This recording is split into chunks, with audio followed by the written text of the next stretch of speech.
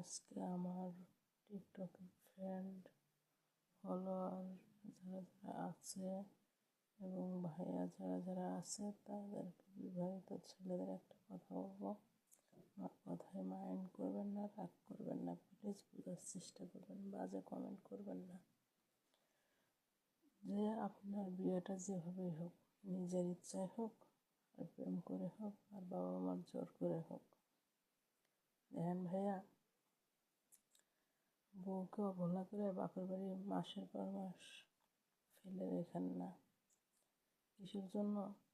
যখন 1 থেকে 2 মাস 3 মাস একটা মেয়ে বিয়ের পরে বাপের বাড়ি থাকে, তখন বাবা মার কাছে ভাই বোর কাছে কতটুকু ছোট হয় সেটা আমার জানা নেই, কিন্তু মেয়েটা মনের দিক থেকে ভেঙে যায়। কিসের জন্য? তার স্বামীরে নিয়ে মানুষ বাজে